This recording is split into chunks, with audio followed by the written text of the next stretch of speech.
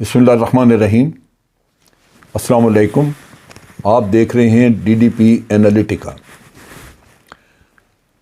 آج prime minister نے national security committee کی میٹنگ بلائی اور پھر اس کو چیئر کیا، اور میٹنگ میں تمام ممبران سول سائٹ سے، ملٹری سائٹ سے، air force, navy, chairman joint chief of staff committee سب حاضر تھے۔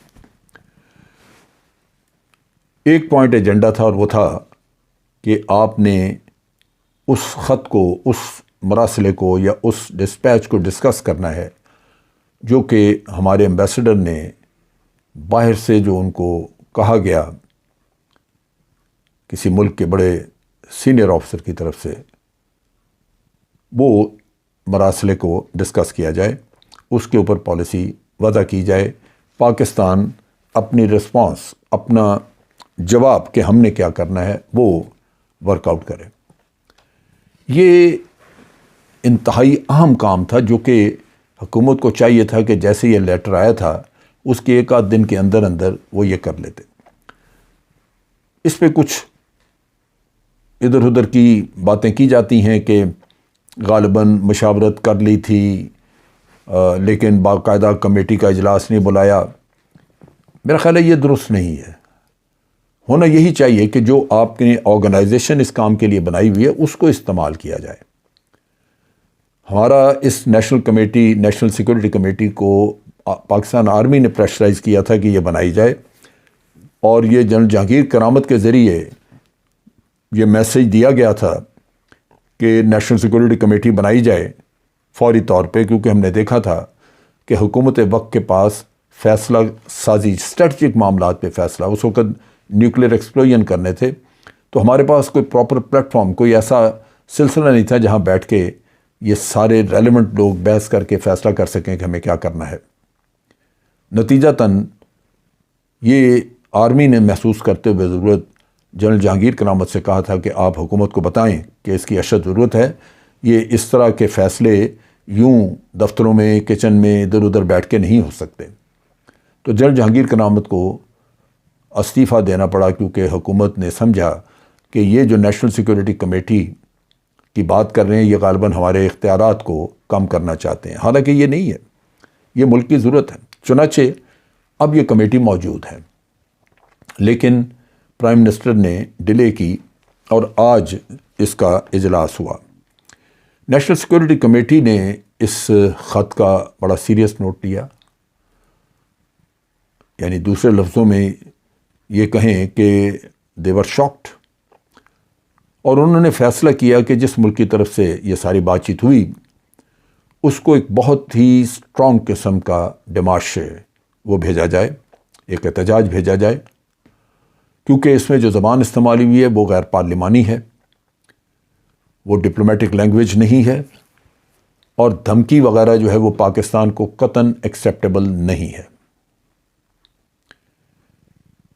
اس کے علاوہ یہ بھی فیصلہ ہوا کہ یہ لیٹر جو ہے اس کو ان کیمرہ پارلیمنٹری کمیٹی جو کہ نیشنل سیکورٹی پہ سے ریلیٹڈ ہے اس کو بھی دکھایا جائے، اور اس میں بھی وہاں پہ ڈیلیبریشنز کی جائیں۔ لیکن ہوا یہ جو ہمیں پتہ چلا ہے اسد عمر صاحب کی وساطت سے کہ اپوزیشن کی جماعتیں اس معاملے میں آگے نہیں آئیں، انہوں نے وہ میٹنگ اٹینڈ نہیں کی۔ اسی سے آپ اندازہ لگا لیجئے کہ ان کی سیریسنس ہے کیا۔ اور میں یہی سمجھتا ہوں کہ اگر آج یہ حکومت چلے جاتی ہے تو یہ معاملہ جو کہ انتہائی سنگین ہے، کیونکہ اس میں اس مراسلے سے یہ پتہ چلتا ہے کہ ہمارے کچھ لوگ اس میں ملوث ہیں جو کہ باہر کی حکومتوں سے رابطے میں تھے، پیسہ وصول کرنے کے لیے بھی، یا آپ کہہ لیجئے کہ یہاں پہ یہ حالات پیدا کرنے کے لیے جو کہ آج آپ دیکھ رہے ہیں۔ اس معاملے میں ضرورت اس بات کی ہے کہ ایک تحقیقاتی کمیشن بنے، جس طرح جی آئی ٹی بنتی ہے، یا جوڈیشل کمیشن بنے۔ بہر صورت ایک تحقیقاتی کمیشن بنے اور ساری تحقیقات کے نتیجے میں ان لوگوں کو سامنے لانے کی ضرورت ہے جنہوں نے یہ کرتوت کی۔ کسی بھی پرائم منسٹر کا آنا جانا وہ اتنا معنی نہیں رکھتا جتنا کہ ایک ملک کی سورینٹی اور اس کا وقار معنی رکھتا ہے۔ لہذا پاکستان کا وقار مجروح ہوا اور اس پہ اوپر کوئی کمپرومائز نہیں ہو سکتا۔ کمیٹی نے اس پہ کافی تشویش کا اظہار کیا، لیکن ایک چیز واضح ہے کہ آنے والی اگر حکومت اپوزیشن سے آتی ہے تو جو لوگ خود اس میں ملوث ہیں وہ کبھی آپ کی تحقیقات کو کسی نتیجے پہ پہنچنے دیں گے؟ وہ کبھی بھی نہیں کریں گے۔ چنانچہ یہ جو ہمارا خیال ہے کہ ایک تحقیقاتی عمل آگے بڑھنا چاہیے وہ نہیں ہو سکے گا، سزائیں نہیں دی جا سکیں گی، لیکن میں سمجھتا ہوں کہ پی ٹی آئی کی گورنمنٹ کو شواہد حاصل کر کے وہ ضرور اپنے پاس رکھنے چاہیے، وہ ضرور کسی وقت کام آئیں گے، کیونکہ غداروں کو اپنی صفوں میں رکھنا یا کسی غدار سے رعایت کرنا، اس کے اوپر ترس کھانا، میں سمجھتا ہوں یہ وطن کے ساتھ غداری سے مترادف ہے۔ غدار کے اوپر کوئی رعایت ہونی نہیں چاہیے، ہو ہی نہیں سکتی۔ یہ تحقیقاتی عمل اگر آج کل میں ہو جاتا کہ ایک کمیشن بنا دیا جاتا، ان کو یہ سونپ دیا جاتا یا جے آئی ٹی بن جاتی، تو میرا خیال ہے کہ یہ زیادہ بہتر ہوتا۔ کمیٹی نے، ہماری نیشنل سیکورٹی کمیٹی نے یہ محسوس کیا کہ یہ ہمارے اندرونی معاملات میں انتہائی گھرونی دخل اندازی ہے جس کی مذمت ہونی چاہیے، اور اس کے ساتھ ساتھ اس کے بارے میں بھی کہا گیا کہ اس حکومت کو فوری طور پہ احتجاج لکھا جائے۔ نیشنل سیکورٹی کے ایڈوائزر جو ہیں معید یوسف، انہوں نے کمیٹی کو اس سارے قصے کے بارے میں بریفنگ دی اور وہ حالات بتائے جن حالات میں ہمارے ایمبیسڈر کو بلا کے یہ کہانی کی گئی۔ یہاں پہ یہ بھی میں ذکر کرتا چلوں کہ کیونکہ بھارت نے بھی تقریباً ویسا عمل کیا تو بھارت کو بھی ایک لیٹر آیا۔ بھارت کے اور پاکستان کے عمل میں تھوڑا فرق یہ ہے کہ ان دنوں میں جس دن یوکرین پہ اٹیک ہوا ہے، پاکستان کے وزیر اعظم اسی دن یوکرین پہنچے تھے، اور یہ امریکہ کو یوں لگا جیسے ان کے منہ پہ تھپڑ مارا گیا۔ اسی دن جنگ کا اعلان ہوا، لیکن پاکستان اس جنگ کی وجہ سے وہاں نہیں گیا تھا کہ جنگ کو ہوا دینی ہے یا کوئی جنگ میں ان کی رشیا کے ساتھ کوئی یکجہتی کا اظہار کرنا ہے، وہ نہیں تھا۔ ہمارا ایک دورہ طے شدہ تھا پہلے سے، وہ کیا۔ اس سے پہلے بھی ہمارے بعض اکابرین دورہ کرتے رہے ہیں وہاں کا۔ جہاں بھارت اور ہمارا عمل ایک جیسا تھا وہ یہ ہے کہ جس جگہ پہ یونائیٹڈ نیشن سیکورٹی کونسل میں وہ چاہتے تھے کہ رشیا کی مذمت کی جائے یا جنرل اسمبلی میں مذمت کی جائے، وہ نہ بھارت نے کی نہ پاکستان نے کی۔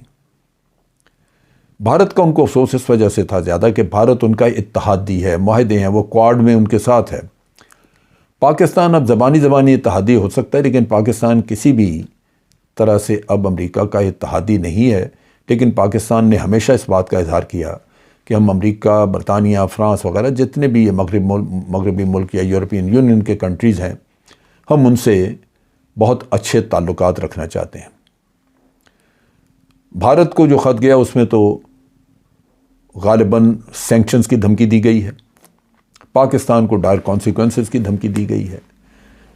اس چیز کے اوپر ہمارا ایک قومی اتفاق رائے ہونا ضروری ہے۔